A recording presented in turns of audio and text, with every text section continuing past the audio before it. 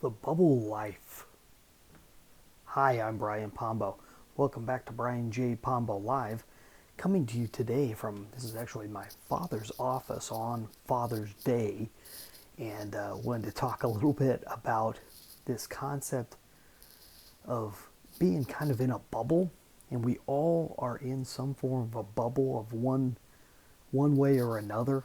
You know, we have certain things that we do, places we hang out, places we hang out online, and so we all create a bit of this bubble atmosphere that we live in that keeps us from seeing everything, especially if you don't travel much. So here's a great example.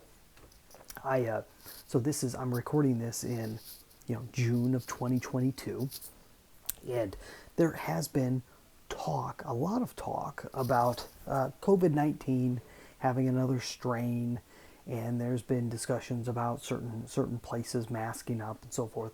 Well, in Southern Oregon, you don't see much of it. I knew of one particular grocery store chain that was going to be, the people working there were going to be wearing masks again. But other than that, you don't see much of it in Southern Oregon, at least the areas that I'm around and hang out. Not taking a position one way or another here. I'm just making a point about what I see on a regular basis. So I'm out in California, and this was a couple days ago. I was in Alameda County, and they happen to have a mask mandate, which I wasn't aware that they did. They have a in public mask mandate. Went into a very popular grocery store, and everyone had masks on. Again, it was just unlike where I am from, and so you get a very different vibe, a very different feel, and when in Rome, you do as the Romans do, but at the same time, it was a very interesting, and everyone's got their own political beliefs and everything about this, and I'm not going to get into that. What I am going to say is, though, we all have our biases that come from the places we live, the people we hang out with, the situations that we go through on a daily basis, our jobs, our positions, our status in life, our economic status. All these things come with certain biases, and there's really no way around that. The important thing is to understand that you have them.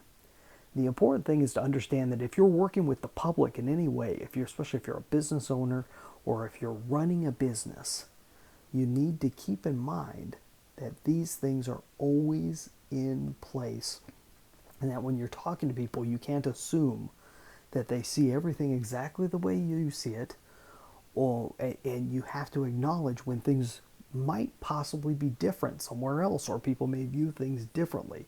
Now, you can completely dismiss certain point of views and say that those people are stupid and this and that. That's all. I'm not saying you shouldn't take a position. You really should. It's helpful in marketing to take positions. But at the same time, know what you're doing. Know that you may be turning off a certain segment of the public, maybe even entire states, entire countries, that you'll be turning off to your products and services just because of you saying something in a certain way. So there's all things just to keep in mind as we're going through this journey as a business owner. Understand the bubble that you're in, and traveling helps a lot. Meeting lots of people in all different places really helps a lot.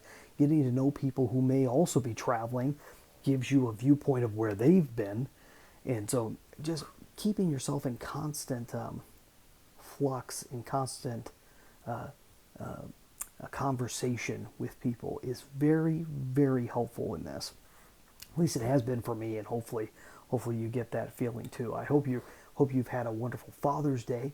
This is all I have for tonight. Go check out my book, 9 Ways to Amazon Proof Your Business. You can you can go and purchase a copy, or you can go get a free copy at my website, amazonproofbook.com. That's all I have for tonight. You have a good one. We'll be back tomorrow night. We'll be back in Oregon. Hopefully by the time we've finished it, either that or we'll be on the road somewhere. You have a good one. We'll see you then. In the meantime, get out there and let the magic happen.